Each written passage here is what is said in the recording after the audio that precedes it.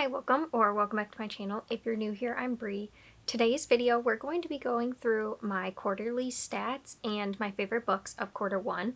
So this will encompass January, February, and March, and we'll go through just my general stats and things that I thought were interesting about my reading this year, and then we'll get into all the books I gave 5 stars so that you may know, what I think has been my favorite and maybe get some recommendations off of that as well. And if you want to leave in the comments down below your favorite books of the quarter, I would love to hear it. What books have you given 5 stars recently? So without further ado, let's just get into the stats. So I read a total of 34 books in quarter one, which is a little less than I normally do. I think that makes me on track to read about 130 books, which last year I read 150. So it still feels pretty normal because sometimes I read less books in a month, sometimes I read more. And so 34 feels like a normal number for me. And I guess let's start with how I read them. So I read 22 of them on audiobook, which is pretty normal. I do most of my reading now on audiobook since I'm at work a lot and I can read on audio during work. That's where a majority of my reading gets done. And then I read 7 books purely physical reads, which is pretty normal as well because I read it at night, usually for an hour or so. So that seems pretty normal. And then I have 5 that I read mixed, which I didn't read any ebooks, so it was mainly just reading it physical and audiobook combined. So I think I would like to read more physically when I'm at home. I think a lot of times I'm finding I'm doom scrolling on my phone, and so I would like to see that number of physical books a little higher because that would mean I'm reading when I'm at home. But I'm not mad about the stats right now, and I honestly don't think my stats drive necessarily the way I read. There are some things that do, but for the most part I just like to look at it and reflect, but it's not something that I worry super hard about. Now let's get into my star ratings. So I didn't give any books 1 star. I usually don't. I usually DNF if I'm going to give it a 1 star. I just usually can't continue on till the end, so I really never have a 1 star. But I gave 1 book 2 stars. I gave 1 book 2.5 stars.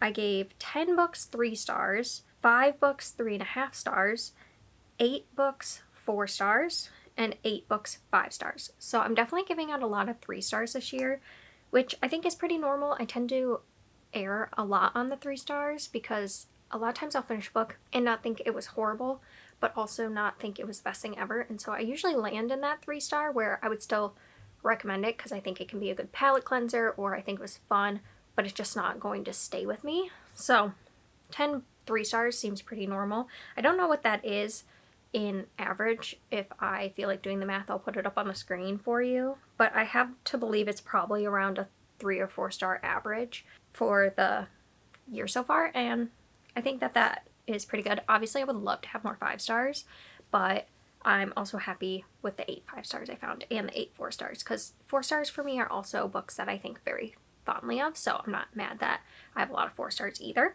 So then I read 15 books I had read the author before, and only 15 of those were read before, and 19 of them were new to me. So I'm definitely reading more new to me authors, which sounds pretty accurate because I feel like I'm always trying to find books that I hadn't heard of before or books that sound intriguing. And so a lot of times I'm trying new authors, and I do like to go back to authors I loved and read their backlist or their newest releases, but I think a lot of times I am trying new authors and then adding more that I want to continue on with. Also, what's interesting about this stat is that once I've read the first book, say I read the first book in the series, they're a new to me author, but then as soon as I read the second, they're no longer a new to me author. So probably a lot of these are new to me this year if I'm reading them for the first time this year, if that makes sense. So like, for example, I read This Woven Kingdom, that series by Tahira Mafi, and This Woven Kingdom counted as a new to me author, but then after that she was no longer a new to me author. Or if I counted those, I think that the number of new to me would be a lot higher, if that makes sense. So yeah, I just find it interesting. I always think that I love to read authors I've loved before, but it turns out I do try a lot of new authors a lot of the time. So then we'll go into the genres, but for the first genre, it is also a reading goal of mine, so I wanted to call that out first. So I read 4 nonfiction through this first quarter in 2025, and my goal was 12, so I'm very on track for that. That's about 1 a month. I'm a little ahead of it, and I'm enjoying it, and I feel like I'm finding a way that works for me. I've basically been reading for the first hour of work in nonfiction because I do a task at work that's very brain off, so I can listen very fully to it, and then that's been working really well for me. So getting about one a month is like a really good goal for me because I used to love nonfiction, and so this has been actually working to fulfill that goal that I've had for a couple of years, but just never really had a never really had a plan on how to fix it and read the 12 books that I want to read. So I'm happy with that. And now when we get into the genres, the way I do it, I've actually switched over to Notion for my reading tracker, and you can put multiple tags for genres in your thing. And so like sometimes I'll have like a historical fantasy and it'll be marked as historical and fantasy. So the number of books in genres is not going to reflect, it's going to be a lot more than the 34 books I read because I didn't like parse through what was duplicate, and I didn't try to figure out, is it more fantasy, is it more historical, because to me that doesn't really matter. I like to know like the top 2 or 3 genres it's considered, and so when we get into that, just know some of it might be duplicates because I read a lot of multiple genre type books. So I have 16 fantasy, which is my highest, and that's not surprising. I read a lot of fantasy, and a lot of fantasy mixed with other things, so that makes sense to me. Then I have 7 mysteries. Well, now I'm confused because I put mysteries twice. So I'm thinking that's horror. I think I read 7. Oh no. I'll correct it and I'll put it up on the screen. But I either read 7 mysteries and 5 horror, or I read 7 horror and 5 mysteries. We'll find out. And then I read 1 romance, 7 literary books, 3 sci-fi books, 6 romantasy books, 2 thriller books, and 7 historical books. So that seems pretty normal for me. I actually read more romantasy than I have this year, and I'm finding what I like in it, which is exciting. I would love recommendations for romantasy books that are, I guess, things I look for is like, I like found family. I like plot and character focused, but I want it to be lower on the spice, and I think I need it to be more fantasy leaning than romance leaning. So if you have recommendations for books like that, please let me know down below, because I would love to give every genre a try. I don't really want to write off genres. Even if I find that they're not fully for me, I still want to try them because I know that there is something I can like in every genre. So I'm always down to give it a try, and every year I kind of experiment, and I feel like this year is the experimenting with romantasy. So those are all the stats. Let's talk about the 8 books I gave 5 stars to. I kind of listed them in order of what I think probably won't make my favorites list of the year to what I think will make my favorites list of the year. So the end of the list will be what I think are going to be on my top books of the year. All of these are still 5 stars, and I stand behind the 5 stars. It's just sometimes I give a 5 star and it's not going to be a favorite of the year. It's just 5 star for what it is, and I will recommend it and I do love it, but it just doesn't feel like it's going to be top books of the year. So I know some people would do a rating scale where they give 6 stars to like favorite books of the year. I don't necessarily do that. I just do feel like there's a difference between certain 5 stars, if that makes sense. So let's just get into it. So the first book I have is James by Percival Everett. This is a literary historical fiction that is a retelling of Huckleberry Finn told from James's perspective, who is a runaway enslaved person, and he really gets a lot of agency back in the story. You get to see the story from his point of view, and you get to see the difference between Huckleberry Finn's story, which is very much an adventure story, and James's story, which is very much a survival story. I think this book just gave a lot of agency and perspective back to James, and it really made him a character in his own right, because in the books he wasn't. He was a very stereotypical character, and this really shined a light on a lot of things that Huckleberry Finn missed that I think are really important, and it's a really highly popular literary fiction. I think it's maybe won awards. If not, I think it will. It's definitely a book to read, especially if you grew up in school reading Huckleberry Finn. I think that this is a really good one to go back to rethink about some things, and I highly enjoyed it. I just don't think it's going to be a top book of the year because it's just, I don't know, it just didn't have the sweeping away feeling that I usually like in a favorite book of the year. But I will highly recommend it. I really like Percival Everett. I've loved his book Trees. This one is my favorite over Trees and that one, but I want to continue reading his books. I want to read Erasure by him. That one sounds really good. He has like 30 or so books out, so I definitely have a whole backlist to get through, and if you haven't given him a try and you like literary fiction, I would recommend it. Yeah, he has a lot of books, if you can see. So that is one of my 5 stars of the year. And then we have Empire of Sand by Tasha Suri. This is the first in a duology that is following a young woman who has these powers, and she's from a people that are very persecuted, and if they are found out, they are taken and persecuted. And she tries to hide her powers, but one day she's found out and she's taken to the Emperor. That's not his name. What are they called? What is it called? Yeah, the Emperor. Okay.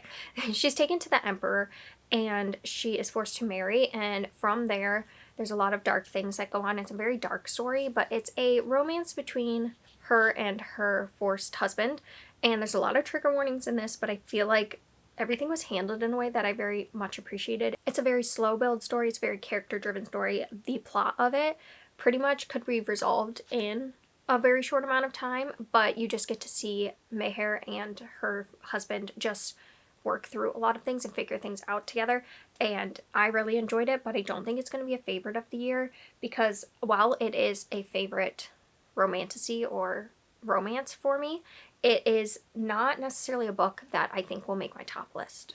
It just, I think, needed a little more plot to be in a favorites of the year, but I did really enjoy it. I think definitely look up Trigger Warnings if you want to read it. It's very dark, but I think worth the read.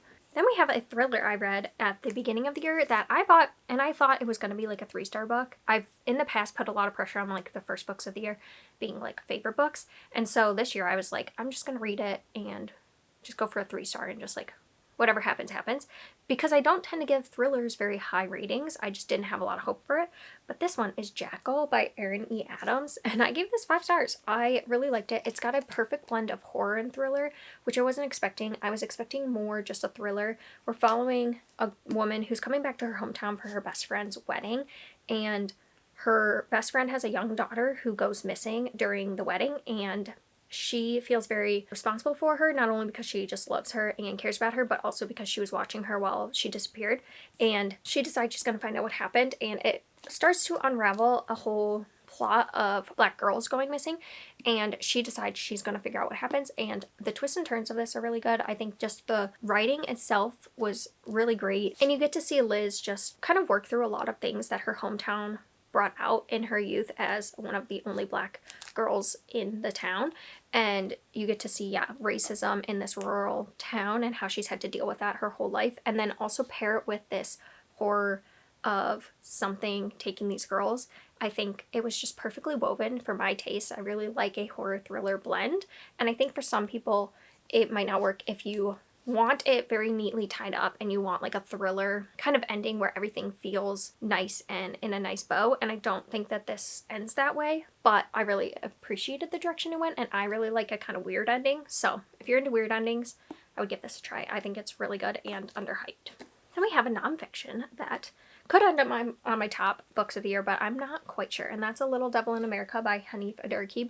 The reason I say I'm not sure is because I don't tend to put nonfictions in my top books of the year, but I really did love this. This is a story about Black performance in America, and it's also kind of a memoir. So we follow as Hanif kind of details out a lot of these historical events, like the passing of Aretha Franklin and her funeral and the impact it had on Black people in America during this time, and also like his own experience. So he talks a lot about growing up and the different things he went through, and I feel like it really intersects like race and culture and Black joy and dance and like all these things that it's just really powerful. And I think I really like when a nonfiction ties together with personal experience, because you get like kind of facts of things, but it also weaves in a personal experience, which can make it just feel more real and more powerful because you see how it's actually impacted a specific person. And yeah, I really, really like this. I feel like he really had something he wanted to say with this book, and he did it so well, and he really plays with the art form as well, because the way he starts out some of these chapters and stuff is really cool. I don't know, because I listened to it on audiobook, but there'll be parts when he comes into the chapter and it'll be singing the beginning of the chapter and things like that. Yeah, so like sometimes like this will be sung, and I just find it really a cool format as well. And so I would highly recommend, if you are even a little bit into music and if you like nonfiction, I think that this is just such a good nonfiction. It's very approachable and it's got a lot woven in. I think one thing sometimes with reading about like the Black experience in America, it can feel like we only read about the horrible things that are happening. And while he does touch upon racism and the things that people go through, he also talks a lot about Black joy in here, and I think that that is equally important to read about, so I really, really appreciated this. And then I have The Berry Pickers by Amanda Peters. This one also I had been intrigued about, but kind of blew me away by how much I really liked it, because it's a literary fiction, it's historical as well, and we follow a Mi'kmaq family who lives in Nova Scotia, but then they go to Maine to pick berries in the summertime, and while they are there, they end up losing their young daughter to being kidnapped, and they can't find her. And this story is about their family as they go through the loss of their child all the way up until present day. We're following Joe, who is one of the siblings, and he is now dying, and he's telling his story and the story of Ruthie. And then we're following a woman who is in a family that has a lot of hard things that they go through. They are a very toxic family dynamic, and she always feels that there's something different about her, and we follow her experience as she is an adult looking back on her life as well, and we see how they intersect. It's just a story about a family who's gone through tremendous grief and how that grief shapes you throughout your life, and the hope of always like finding a child when you don't have a body or something proof that that person has passed, and how different people deal with that grief in different ways. And I thought it was just a beautiful, beautiful story. It wove so many things into the book as well, you know, to do with Indigenous life in this time period. It's set in the 1960s, so it is during the 60s scoop, and they talk about that experience a little bit. There's also just the family dynamics and like the love that a family can have even through hard times. Yeah, it just feels like a family saga, but somewhat like a mystery. Like, I think going into it, you think it's going to be a mystery, but it really isn't. And so I really appreciated the way this book kind of wove that mystery together, and a look at how different families dynamics can really shape a person. So I loved it. I gave it 5 stars. I can't stop thinking about it too. It's one of those books that I will think about for the rest of the year, so I think that's why it could make my top books of the year. We're down to the last 3. So I have The Lion Women of Tehran by Marjan Kamali. This is a historical fiction / literary fiction, I think more historical fiction, set in the 60s as well. Yeah, the 50s in Tehran, and we follow two young girls who are friends. They come from different backgrounds. One of the main girls, Ellie, she previously came from a very rich family, but she is now on bad times, and so she goes to this poor school where she meets Homa, who is a young girl who is very politically active. She has a lot of thoughts about the way that women are treated and the change she wants to see, and as they grow up and their circumstances change, they start to have this push and pull with their friendship, and it really is like an exploration into female friendships, and also it delves a lot into the politics of this time and women's rights, and I think it was just a beautiful, beautiful story, and I really loved seeing a friendship through time. I think something I really love is seeing friendships or family dynamics like through periods of time. That seems to really work for me, so I'm really happy I read this. I read The Stationery Shop last year and it made my top books of the year, and The Lion Women of Tehran is just as good, if not better. I think I almost love this a little bit more than The Stationery Shop, which was hard to say because I loved The Stationery Shop. I just think Marjan Kamali really writes these characters that feel so real and complete, and she makes you just feel for characters right away, and I just wanted these characters to be okay. And it's interesting because you do know, like, if you listen to the news or any of that, you do know what the state of Iran is right now. And so you get to see, like, it goes all the way up to, I believe, 2022.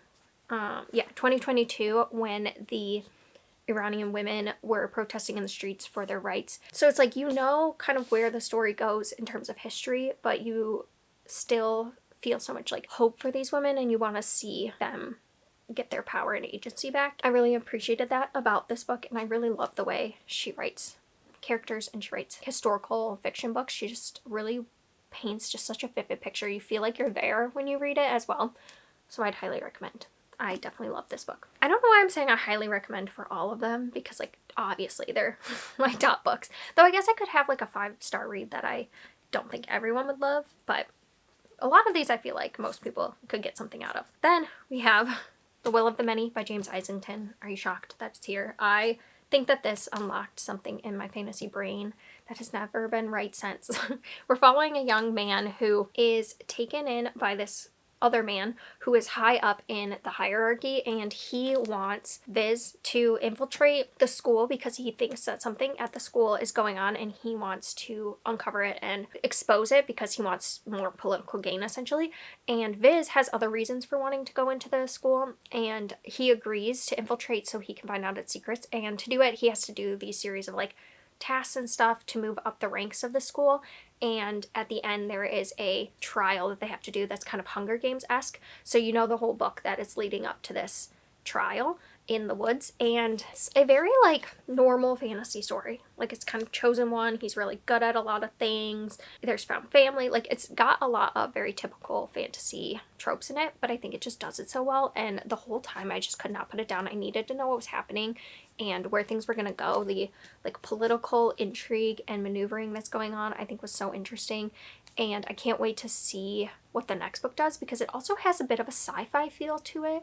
He blends like the fantasy sci-fi really well. The magic system I think was super interesting. It's kind of like a pyramid scheme, and I found that really cool. You kind of seed will to people above you. So if you're at the bottom, you're seeding will, which is your magic, to the people above you, which makes you weaker. And so it talks a lot about like capitalism and kind of the rich getting richer and the poor getting poorer, but like believing that you can have upward mobility because there's this idea of if you just work hard enough you'll move up, when that actually isn't true. And so I thought the way that this was discussed in here was really good. I really enjoyed all the characters. I think Viz is a character that I think I would have hated because he's so good at everything, but I actually really enjoyed him as a character. I do think some of the women characters could be maybe more fleshed out, but I'm hoping we get that in the next books. And it's just a book that I flew through. I was so immersed in the story I couldn't put it down, and I think about it all the time, and I can't wait for the next book to come out, which I think is later this year. And it's like I need it now. So I know that that's a favorite book of the year for me. And then finally I have Blood Over Brighthaven by M.L. Wang. This is a book that I heard a lot of people talk about and they all say they cry. So many people show themselves crying and they're reading vlogs, and I was like, oh no, I will be hurt by this book. And it was. I did ugly sob at the end of this book. We are following Sayona, who is a first female mage. She's dealing with a lot of sexism in the place that she works, but also in the society that she lives in. It feels very like Victorian-esque to me. Women are just now allowed to work, but it's very, very sexist still. And she becomes the first female mage, and she ends up working with another person who is from a different group of people, and they start to unravel things that are going on behind the scenes that people didn't really know. We also have a group of people called the Quen that are basically immigrants to this city because their homeland is being destroyed by something called the Blight. The Quen are dealing with a lot of oppression from the people that live in this city. I can't remember, they have a name, but they are given like the lowest paying jobs. They are not treated well. They are talked as if they were less than human. It very much mirrors things that go on in our society today. And we watch as Sayona is being oppressed as she is a woman, and she is dealing with all this sexism, and she sees that and has such a problem with it, but yet she doesn't see the way in which she benefits from privilege of being a woman in this society. She doesn't see how she can also oppress the Quen, and throughout the book you have to see her grapple with that and like learn more, and she's very frustrating to follow for a lot of the book. But as the book goes on, you just see so much change and growth, and a lot of hard things happen. And I think that this book really hits you over the head with its themes, but I really appreciate that about a book. I think if you liked Babel, you could really like this.